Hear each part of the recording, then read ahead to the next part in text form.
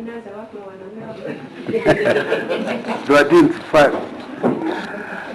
so we're asking what makes impactful and effective leaders, and we'll just rush through it because we have actually done a lot of the things that we are talking about. Let's start with you, Giorgio. Firstly, managers must inspire. Firstly, managers must inspire their employees to write performance. Performance leadership is the heart and the spirit of leadership. First-line managers cannot have high performance without a performance leadership attitude. It is the human side of what we do. What you do? Why are you not playing the game you played earlier? Okay, now you get what you are saying. You are the first-line manager, and you are critical. People, the organization will not perform because the higher you go, the what is the thing? You know,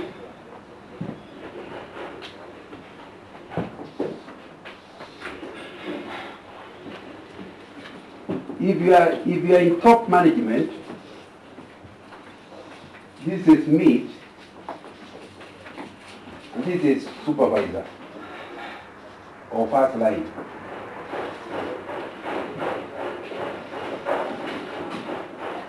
If you are in top management, you must be somebody who, if you are going to be graded, the weight of these people at the top management is in conceptualization. Their work is to think. They are paid to think. So, even if you are good at executing, that's not the main salary. The main salary is conceptualization. But they still must have the people management, and they still must have here the technical. So, if you're in top management, this will be 80%, 60%, this will be 40%, this only 20%. In other words, if you're waiting, the directors, even if they are good at doing, if they are not good at thinking, the organization will still fail. Because they are paid to think. That's why you can see clearly that you can be a director, you can be the CEO of a hospital, and you never went to medical school at all. Because the medical aspect is on the technical, isn't it? How the hospital works, how the lab works, all that is technical. But the CEO is not expected to manage any of them. So even if he's an expert, that's not what he's paid a salary for. He's paid a salary for conceptualization, thinking about the wider picture of the hospital. And that's very, very important to understand. So when you make the chief surgeon of the organization to become CEO, and he's not good at conceptualization, and he's not good at people management, that organization will fail. And you say, but he was such a wonderful thing. The problem is not the guy. The problem is the one who promoted him. You will forgive me. So my next example is an example about a chef. He was so good in a hotel that nobody could make the kind of eggs. Omelette, nobody. So people used to come from very far. Whenever they that town, they knew they had to go to the hotel because of the egg. So because of cooking so well, he was made the chief chef. But even if he was made the chief chef, he knew his strength is in making eggs. So, the work of the chief chef is not cooking eggs. It is managing the team, isn't it? But he had no time for it. Because he knew nobody can make eggs like him. So you come up with the office, come to the place, and every morning, right. Now what happened? It was not discovered at that time that the hotel is going to trouble. Because few customers kept coming. They kept coming. So they finally made him the hotel manager. That's when it was discovered. Even as the hotel manager, he still went down every morning to make eggs. So somebody will come, a customer will come wanting to discuss the next workshop. He is not available. And he has called, he said, wait a minute, it's a breakfast time, I must finish making eggs. The whole hotel came collapsing. Because a lot of people who are technical continue being technical, even when their technical is not required. I hope you're not like that. I'm not giving you an example. I'm just talking about it. And unfortunately, we have many examples. People who are technically qualified will spend all their effort doing for something that will be weighted at 20%. So their performance is never proper because you are weighting their performance. Here he gets an A, here he gets a D, here he gets a C. Because of the weighting being so high there, his average will become a C. So what? How can we say he can't perform? But the truth is he can't perform. If you're in middle management, here everything works. You have to have the technical side is very high. It is 40%. The thinking is something like here you have people sorry. Here is 30%, 40%, and 30%. Because it is required. Because if you are in middle management, you are so near the technical side, you better know the details. But unfortunately, because you're also a manager, you must also be good in people management. But if you are the first line, it goes the other way around. 60% now comes here. This one, because you are a supervisor, on the conservation becomes 20, and this is now 40. You see the direction? Because the first line, their job is to supervise the doers. So they must be very good. If you are supervising the making of eggs, like if you're a chief chef, you certainly must also know how to make eggs. And once in a while when the guy is not there, it is you to make eggs. So technical is what matters. So you need to understand about that. As you get promoted higher,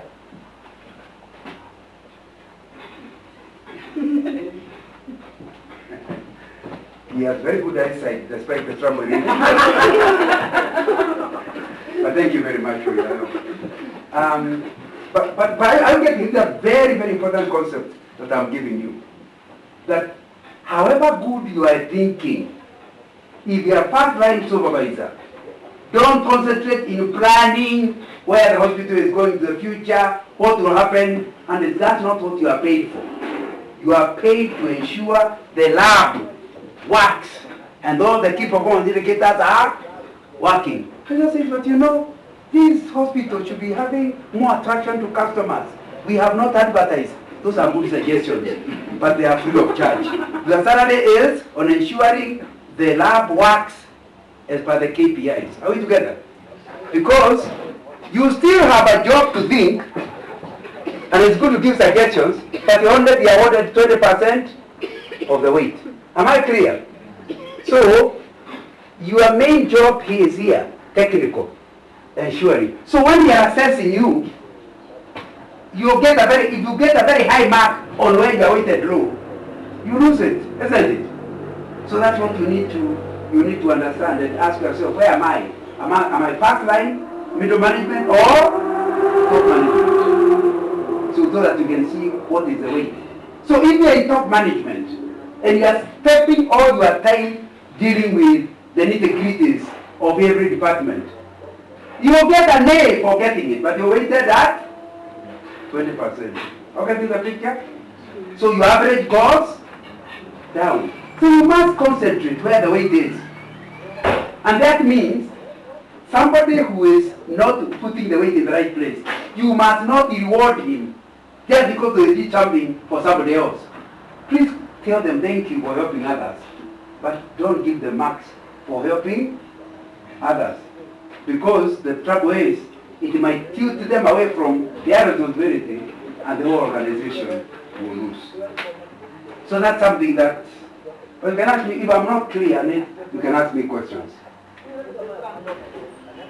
Am I clear? Do you understand why the waiting? Do you understand why the top people are paid to think? Conceptualize things, think about it. When nobody is doing it, you can't, if you don't give yourself time to stop thinking about the things that are going wrong currently, you just ask, where are we going in wrong term? That's the whole thing will just keep marking time around here. So we need people who are thinking. But again, if you concentrate on where we shall be in the future, and you are not each day ensuring that everybody is getting the service they need, again, you will not last. You have a wonderful dream, but you will not live to get it, because you die earlier, isn't it? Am I clear? Yeah, that will be important. That's really what I wanted to emphasize on this idea of first-line managers.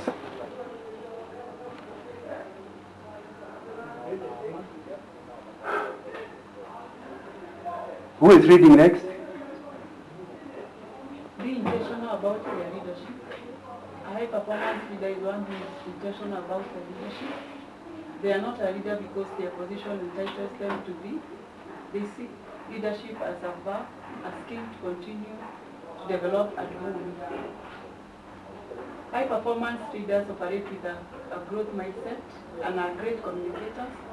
A growth mindset means they operate with. Here we are saying, and we are still there, once you become a leader, like we have seen on my table, you must stop thinking about the technical work you are doing and also think about the people. Can you see that in the waiting? So it means you must be intentional in thinking about, as I talked about servant leadership, it means facilitating others. Before you do your own work, facilitating others in order to perform well. And that will be important. So back to your groups, although we don't have enough time, you have only 5 minutes to be in your group. Back in your groups, can you do those 2 questions?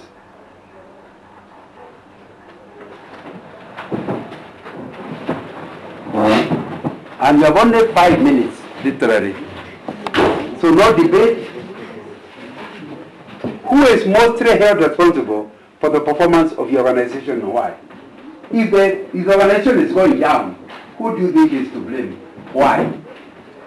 Then why is it better to work for an organization with a structured performance management system than one without? First of all, you have to define what's a good performance management system and why is it good in an organization.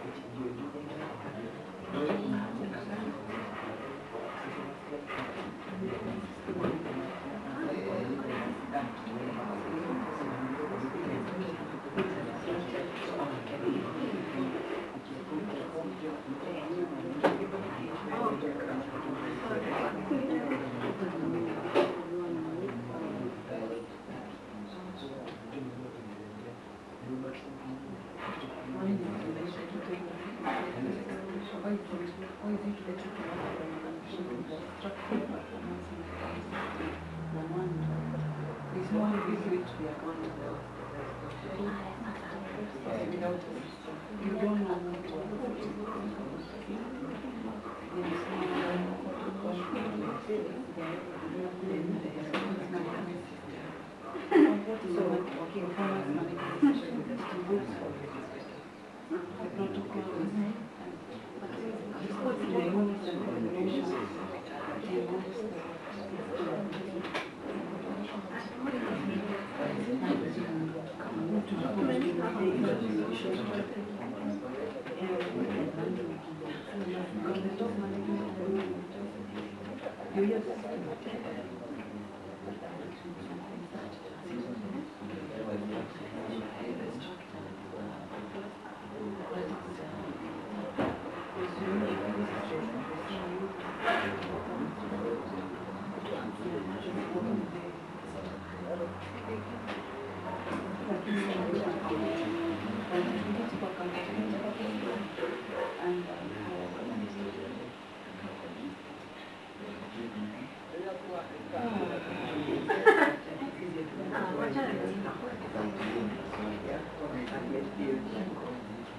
That is the same thing.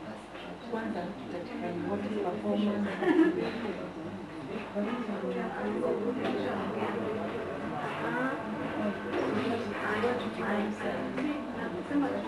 Answer that question.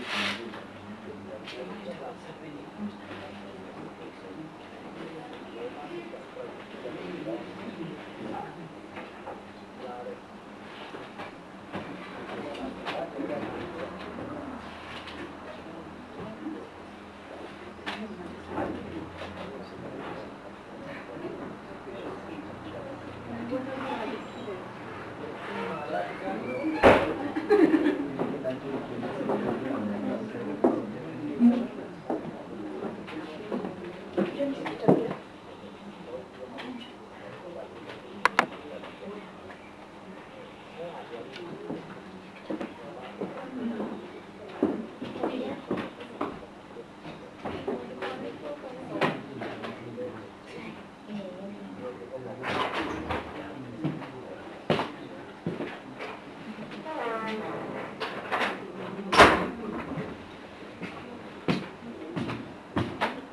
number one will be allowed to choose first. Choose two books. Who is number one? Oh, sorry. Number one chooses two books.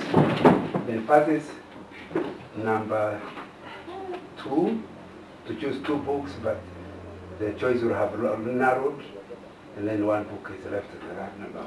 So you have a right to choose whichever two you want. Good. So this group, you want to be the first to report? You're not saying yes? Are you ready to report? No. But then the 5 minutes are over. Okay. So I give you 2 minutes. Because if they report and you're not listening, you'll not be able to ask them questions.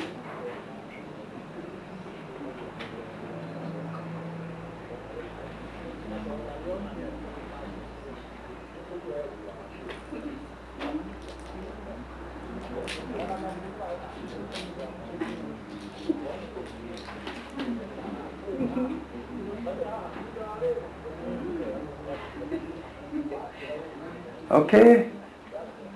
Now you better, if you have chosen, hand over the others to the other person. No, he is not number two, is he? No, he'll be getting the remains. Number two must have the chance to choose first. Now, anyway, I hope you finish, you people.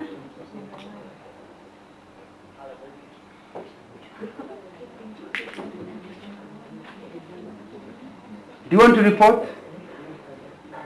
Who is reporting on your behalf? I'm the one reporting. Okay, go ahead, report.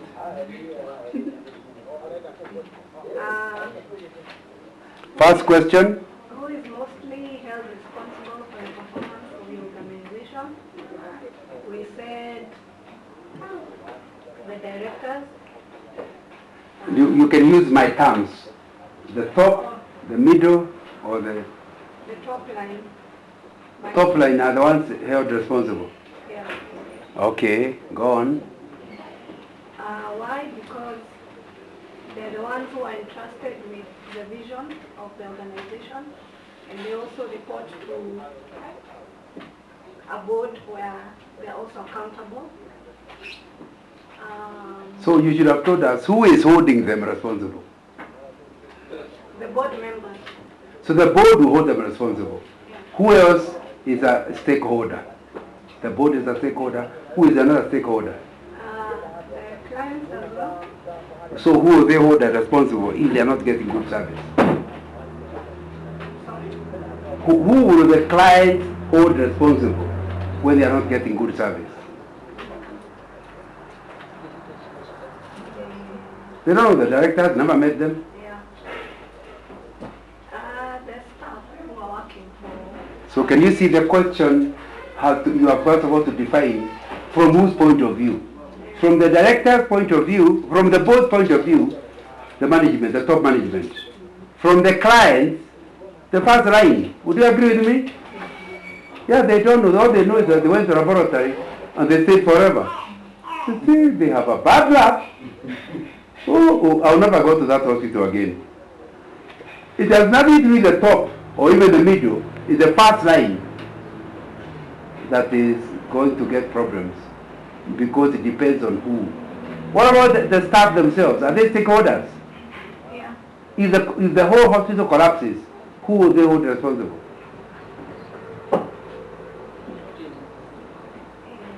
The management. Huh? Management. The top management or even middle management. The top management. Why?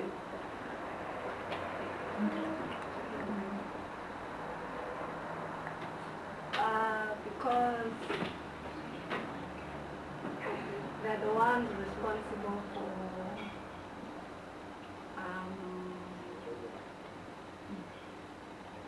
they're the ones who hold the vision.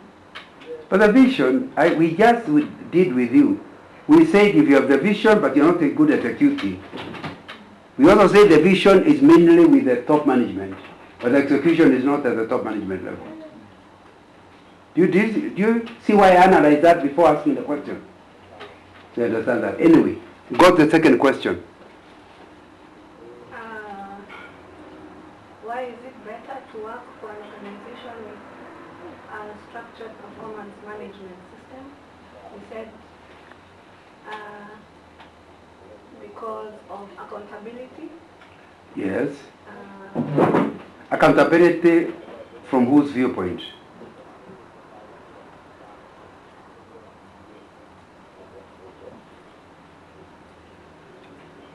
Okay, go on. Sorry for my questions.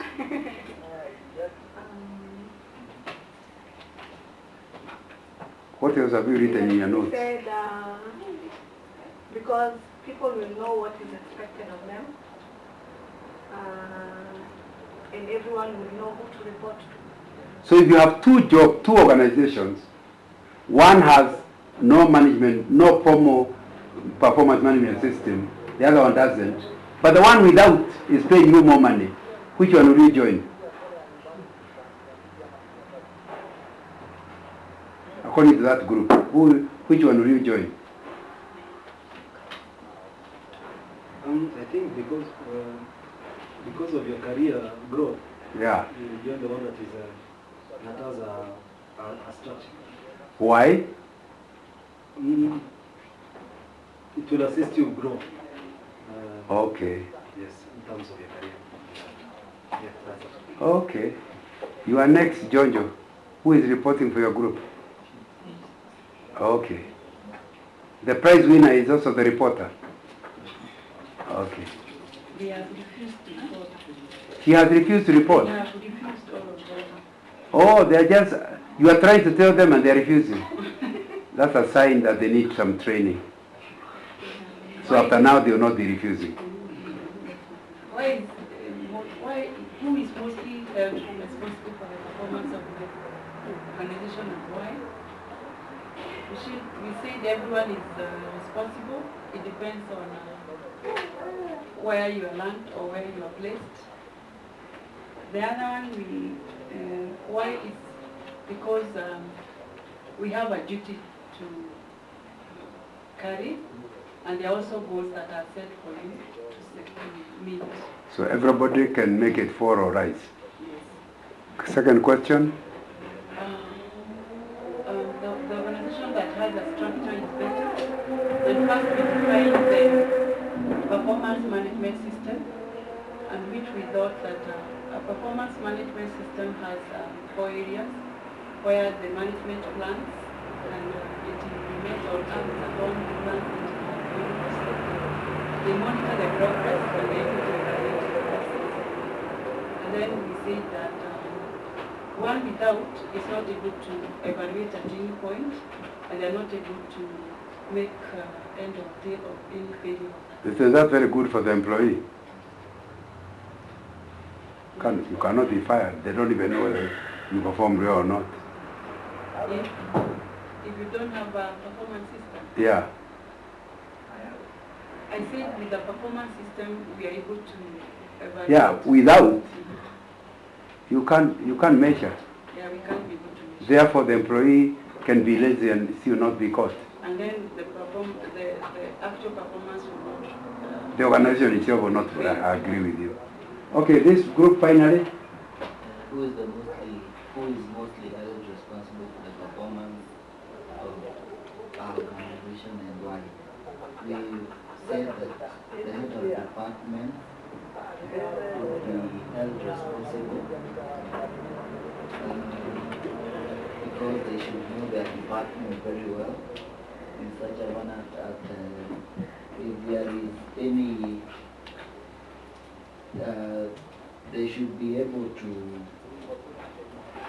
manage their department to address problems to the administration. And the second question is, why is it better to work for an organization with a structured system, we've said that it improves the efficiency in each department, it creates good working conditions for the employees, and it enables managers to address problems easily to the administration. Yeah, and it improves the company productivity. A question for you. You have two jobs. One from an organization where there is no performance structure of any nature. The other one has. But the one with is paying you a little lower. Which company will you join? I still go with the structured. Despite the fact that you are going to lose a bit of the money. Yeah. Why? It will help me develop as a person, career-wise. Yeah, you are a team. You should help your leader. To help in the personal growth as well as understand the institution in that chances are very slim for you to do that job. Not because it's less, but because you also get experience in all those managing several levels. Okay. Now,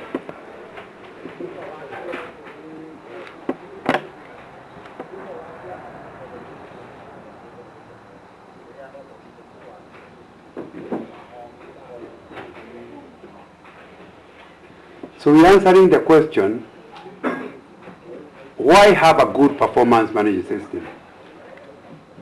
You are the supervisor. How do you tell whether your workers are a good performance? Why have a good structured system? Here, anyway, where are we reading?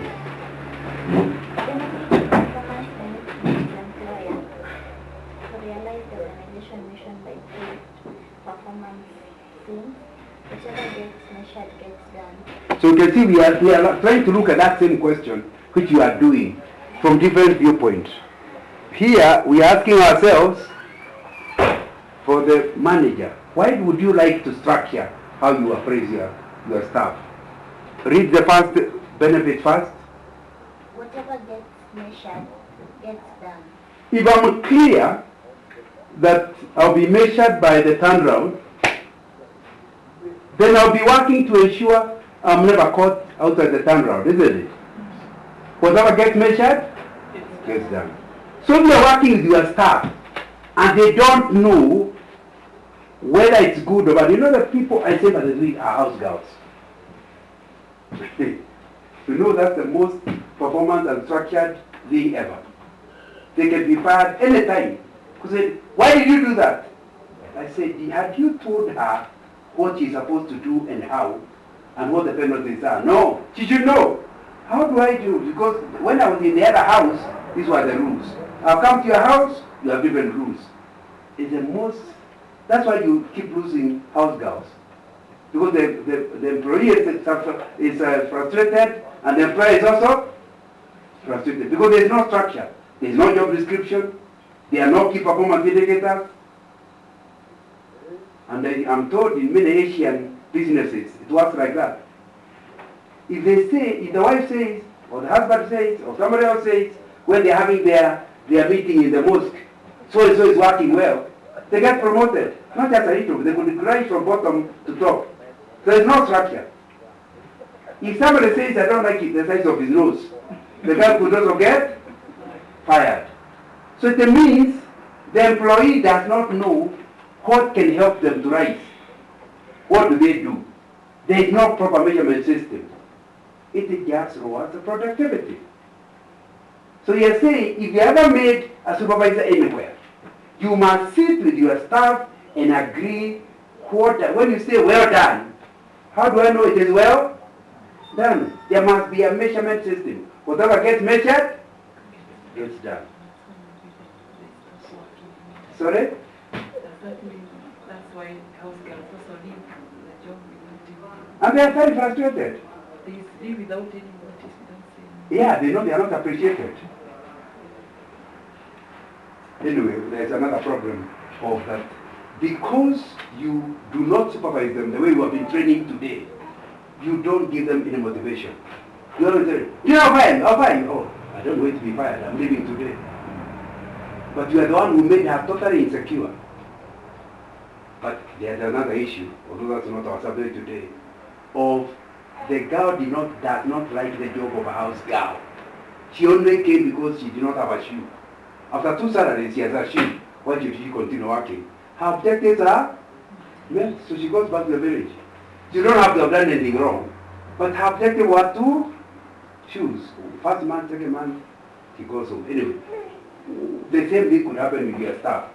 You must talk to them, understand what makes them tick, and then don't please agree to be where your opinion, your emotions is what determines whether somebody succeeds. There must be clear system, because when there is a clear system of measuring whether somebody has performed, whatever gets measured gets done. The second one,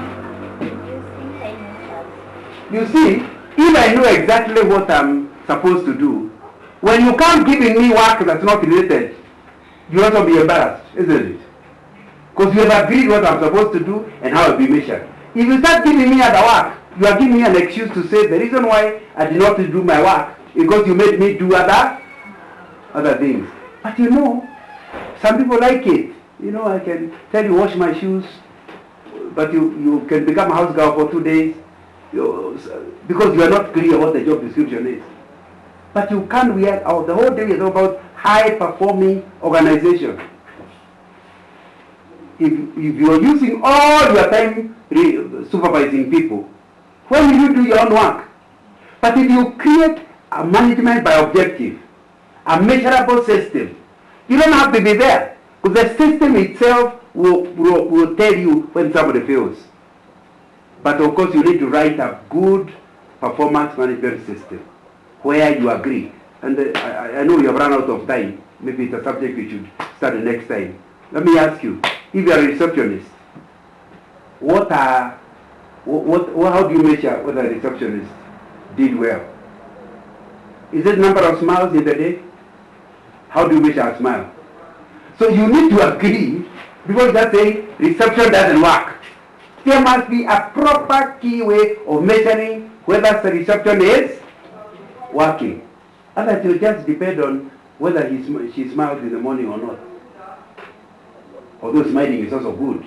But is that what really you are going to use for measuring? So you need, and that's why it's not a small matter. Many people don't want that work.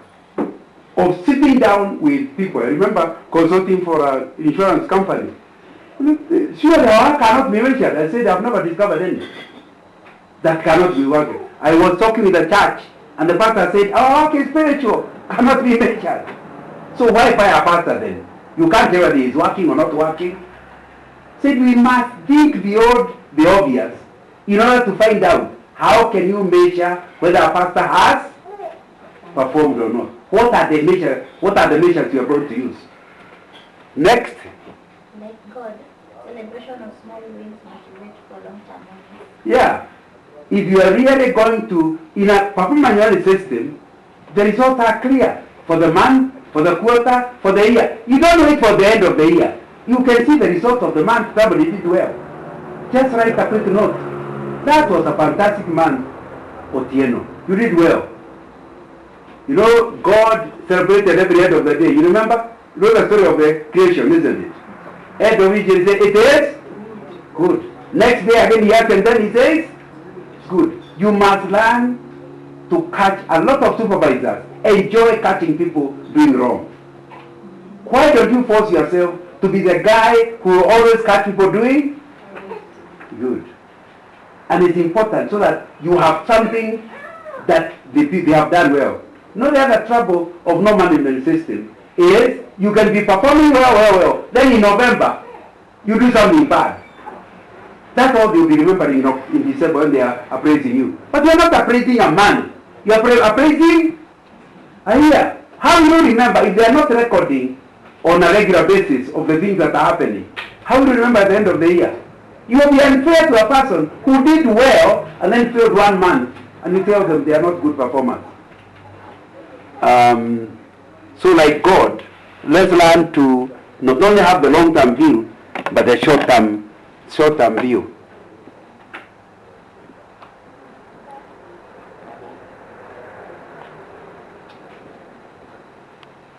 Jojo,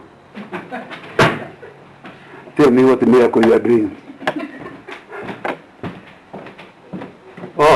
So it's time. Just patience is a miracle.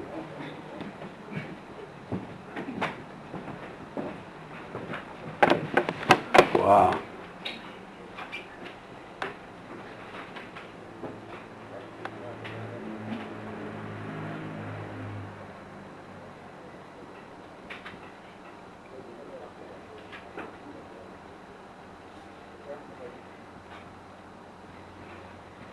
Now it's flowing okay.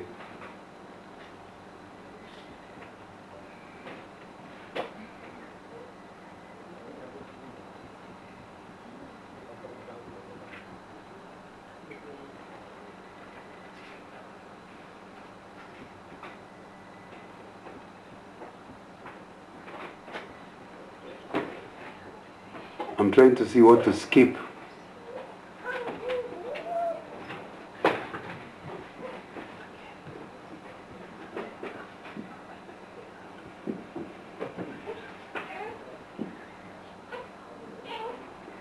Okay, let's still look at it. Who is the next person? So we have looked at the benefits to you as a manager, why you should be interested in creating a structure. What about an employee? Read that. Benefits of PM to staff. Ensure reward not on favoritism but on performance. If there is no pyramid system, it will just depend on whether one staff smiles and the other one doesn't. The boss will promote the one who smiles. But has that got any relationship with the performance? No. So you as a staff do not want to be at the mercy of the smiles and emotions of your boss. The good thing about a good management system, I can have bad blood with my boss, but they have no alternative than to give me the bonus. Because the bonus is given on the basis of measurable performance. So you can be the one the boss doesn't like at all.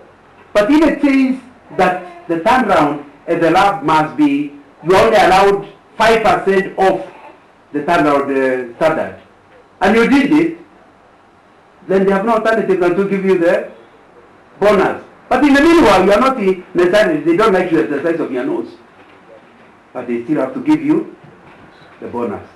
That's the reason why it's dangerous to work in a place without a performance management system.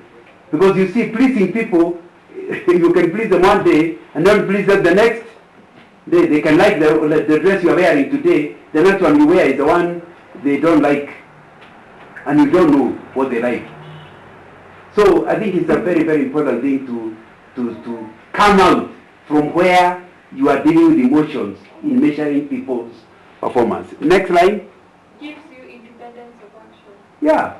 If you have agreed what my job is, you have agreed how it is to be done, you have agreed how we shall measure whether I have done it well, then your opinion is irrelevant.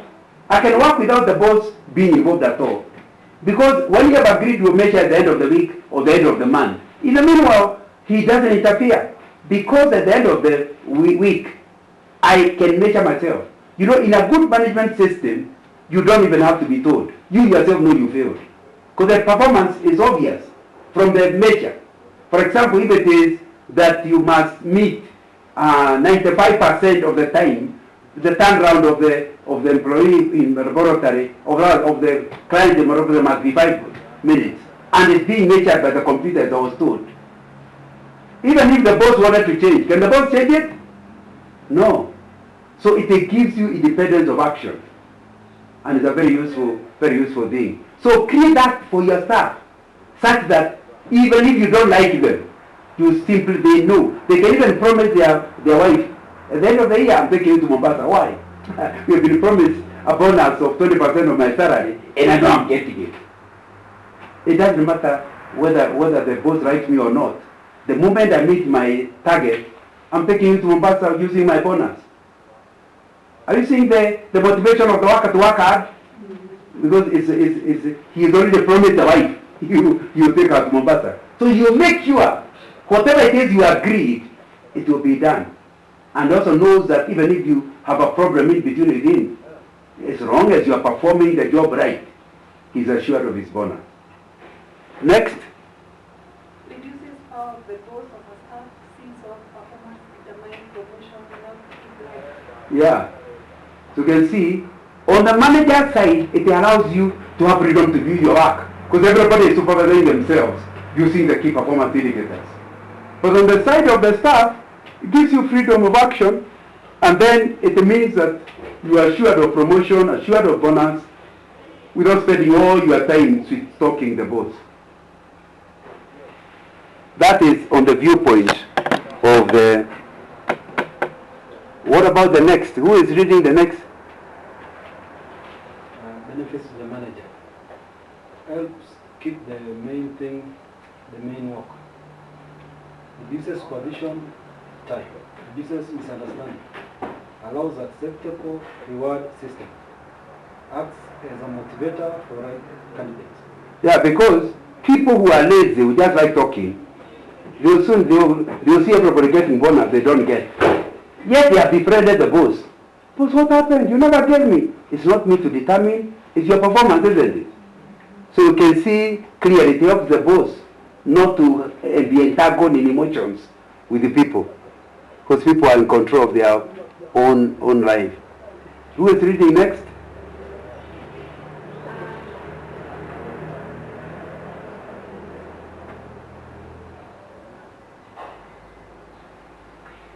Too far? Yeah. And you don't know the style of Jojo. Have the balanced scorecard mentality. Know and understand the following: the company's mission statement, the company's strategic plan of mission, then the financial status of the organization, how the organization is currently structured and operating, the level of expertise of the employees, customer satisfaction level. Now, what we are saying then is that if there is this management system, it will be important that you get, and we don't have the time to deal with this, the balanced scorecard mentality. In other words, don't measure somebody simply on one aspect. If you are a supervisor, it's not just like if you are let's say you are a sales rep. I don't know if you know be a good example.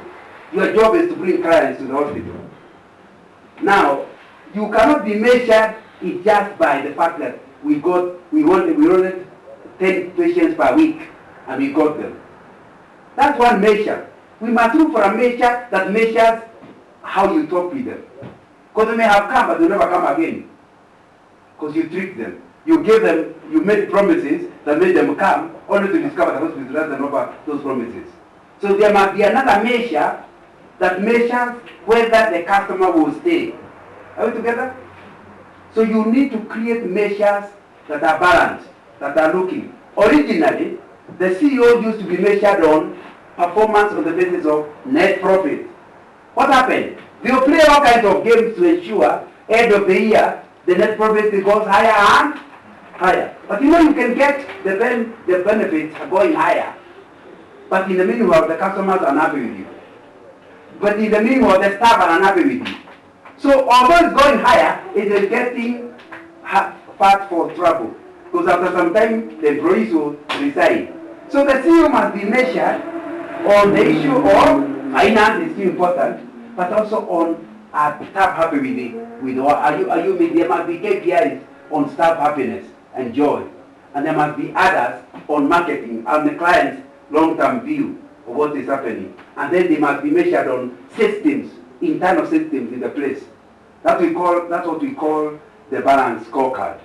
So that just doing one will not be enough. You must do the roundabout. That's what we are talking about here. Here you are there's a vision, like you have said, the vision of the organization, but you must create KPIs, financial KPIs, those normally are not a problem. But you must also have internal business processes. How is IT department running? How are the data being kept controlled? And you can't say you're running a good organization, even if it has good net profit, if the internal controls are not going right. Then you must also create others, what we hear learning growth, developing staff. Are you really developing staff? Because these are the ones that will help that profit to keep going higher. And then finally, customer focus. Are you marketing people? Are you selling to people who will come and keep coming and will be the word of mouth advertisers for you? So in a good, if you're managing people, you have to manage them such that they are able to be balanced in all those areas. So I hope I'm clear. So in your small area, because you are not at the CEO level, ask the same thing. When you are agreeing at the beginning of the year, performance of your staff, you must ensure the KPIs you are giving them cover more than just one area. Because whatever gets measured, gets done. So if you are measuring on one area, you forget everything else and concentrate on the one you are measuring. So your measures must be wider than that.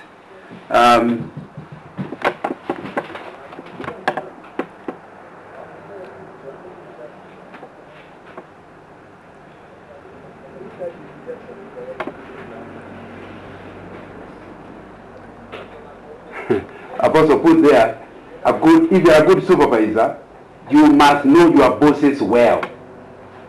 Because if you don't understand them, you are going to make your staff do things that they are told they wasted their time.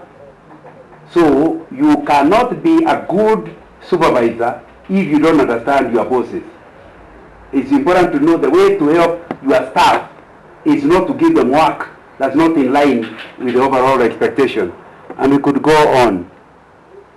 I wanted you to do another exercise, but I don't think we have the time.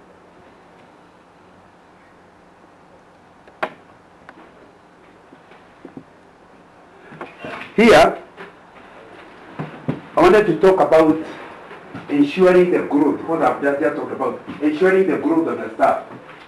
If you are to ensure the growth of the staff, you must first of all understand the strategic plan of the organization.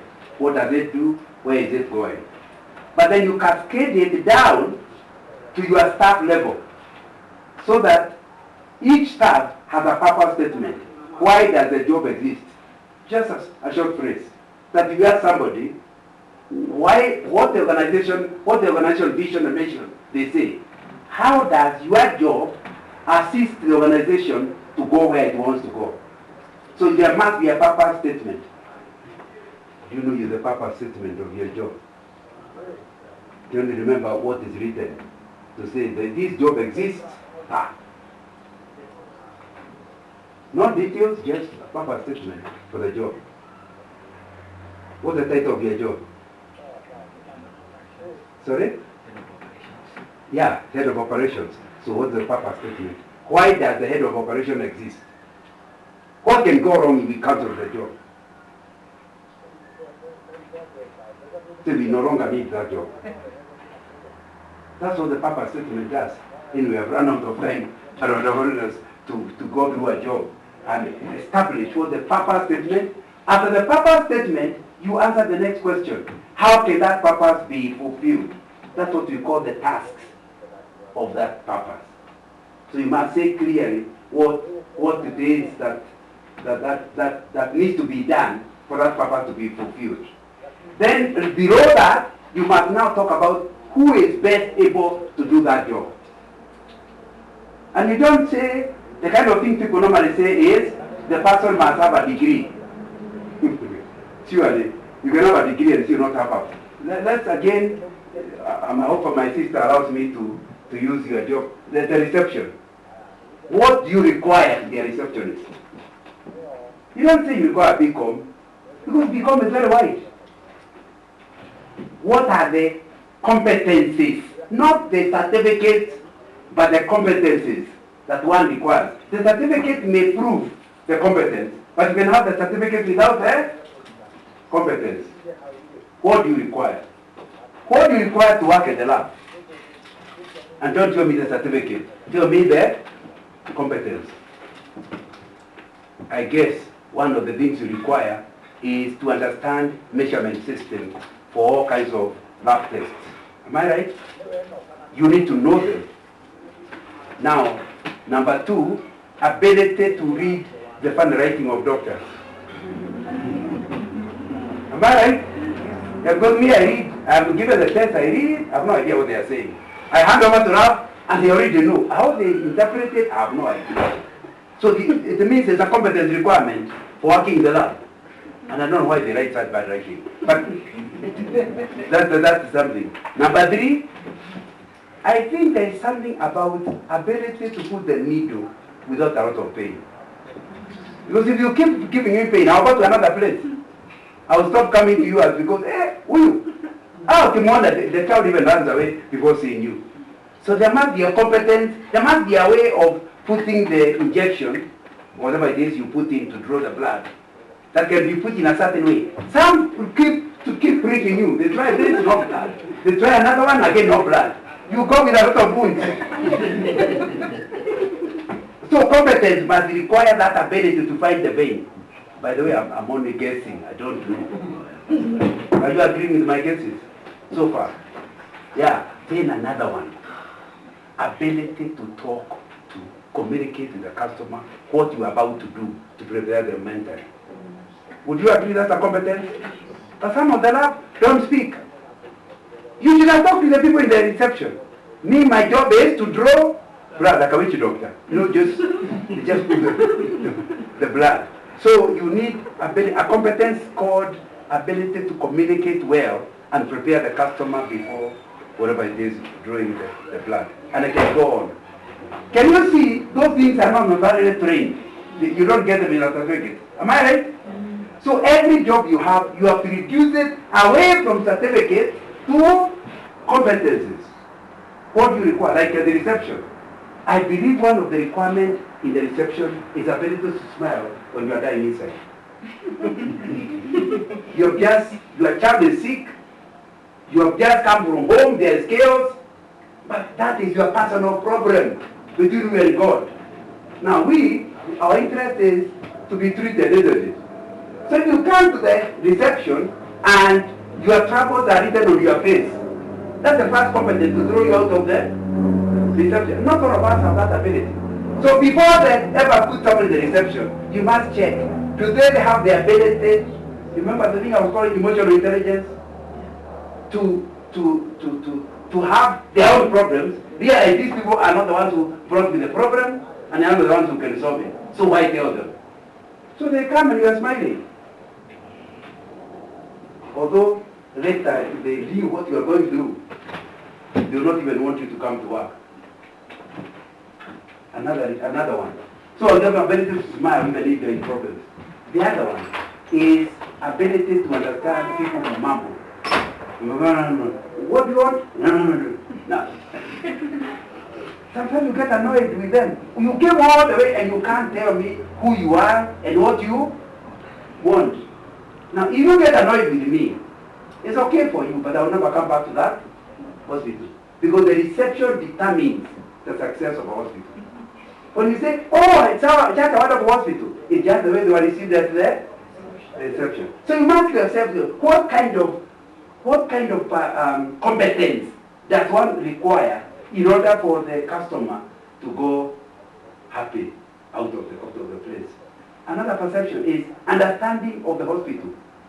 Because they do not know that you have not gone to medical school. But because you are at the reception, they tell you to understand.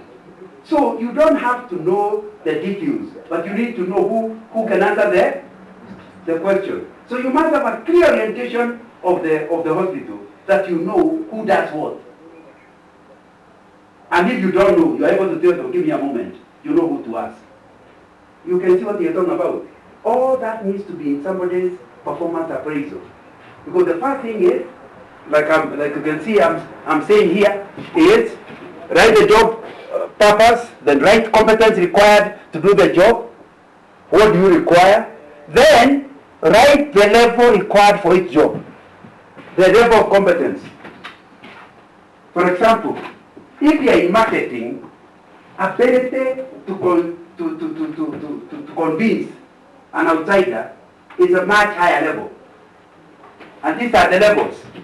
Some things you need a competence at awareness level. It's called level 1. For example, let's use a bicycle. If your son wants a bicycle, the parents only need level 1 knowledge of bicycle. They know how a bicycle looks like. They know how it is ridden. They themselves have never ridden.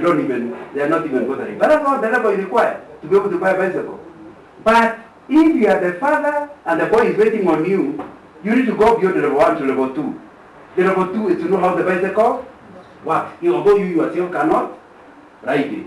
But you need to go to level 2, where you know exactly how the thing works. Only then you go to level 3. That is the skill level. You have actually ridden a bicycle. You know, by the time you leave university, hardly anybody has level 3. Universities only give you level 2. You know. You know, if you're an accountant, who was the accountant? It's you. You have a BCom, you have CPA, but you have never worked anywhere. You'll be surprised when you start working. So you realize your job is to talk. Because you thought your job is to do the accounting. But now all which has come to you, you have to check them, you have to ask questions, but that was not your training. Am I right? So how will you know that without working? So you know about accounting, but the only way of doing accounting is doing accounting. So by the time you have your papers, you are level 2. The only way you can go to level 3 is to talk about, that's why we're asking experience. Where did you do it? Not whether you learn, but where did you do it, for how long? Then you are level 3. But you can actually now go to level 4. Level 4 are not only people who know how to ride a bicycle, they know how to make them. They can tell you that bicycle is not the quality of this one. It requires this and you should have done this.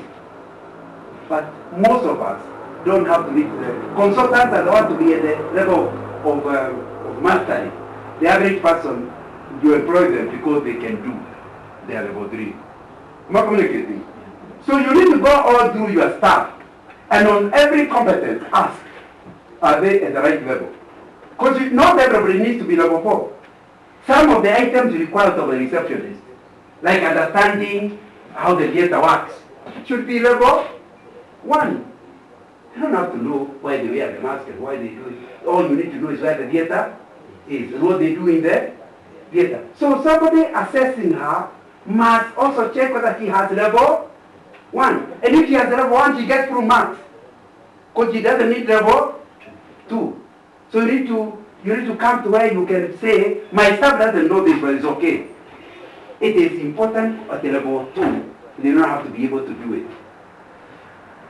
Once you have done that way, the thing decided to disappear. No signal. Jojo. But anyway, since I'm finishing with this, I can talk about. So you are using a process called staff competence gap analysis methodology. Finding out your staff, whether they have competence gaps. So because once you have said that this job can only be done at this competence level, the next exercise is now to go to your own staff and assess what level do they have. And if you see they need level 3, but they're having level 2, they have a gap of -1, isn't it? If they have level 4, but you need level 3, they have plus level 1 level. Now, anything they don't have the right gap does not mean you fire them. It is the one that determines the training next year. It's called Competence Gap Closure Initiative. And you need to identify, that is, it's not the staff alone, it's you as a supervisor and the staff to agree on this particular area you need to improve.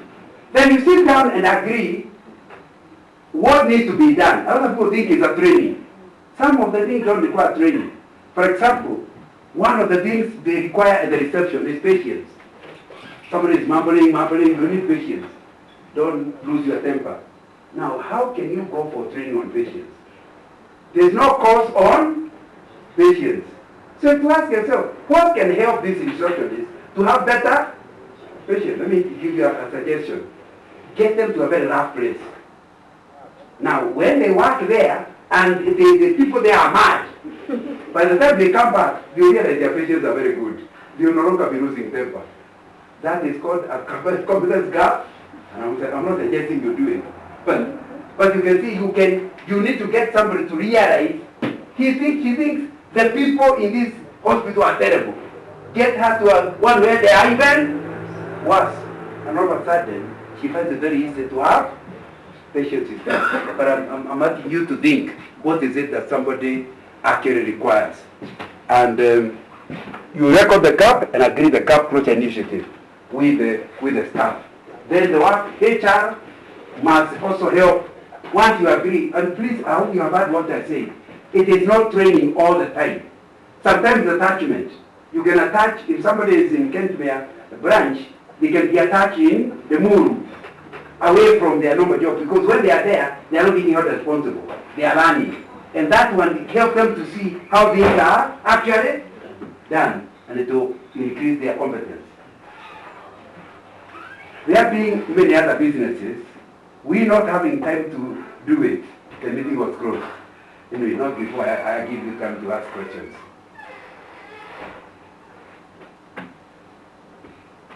We have run out of time. I wanted us to cover more. Maybe I'll just comment on the performance scorecard. Yeah. And the key performance indicators.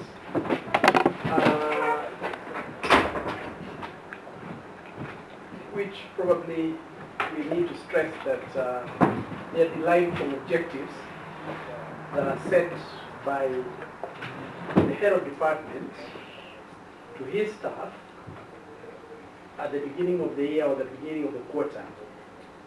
And maybe now, after setting the objectives, set the KPIs and the balance scorecard to help, well, basically use the balance scorecard to set the KPIs so that those objectives are measured through that key performance indicator. So objectives first, KPIs follow. I admitted that ilikuwa kiojo tu. We need a whole discussion about creating a performance management system. But now, at least, even without the system, you can create in your small department things that follow the principles. Did I achieve that? Did I show the importance of creating a system rather than just saying, well done? Why? I think you did well without a measure. Have I convinced you that it's important to create measures? Yeah. So, but we need details about how to... The good thing about that is that we're already doing it. Yeah. So they understand what we're talking about. And all they now need to do is actually execute, like you say, when we go back to work, to look at that now with their staff and be helped by their supervisors to set the objectives and then do the KPIs together with the supervisors. Yeah, that's true. We might not get, basically what I'm trying to say is that we might not get everything from our trainer. Yeah. But the good thing is that he's emphasizing much of what you have been doing and what have been mentioned to you before. So it's a question of now perfecting the art of doing what we have been doing, to improve what we have been doing, to improve ourselves, so that we become better managers.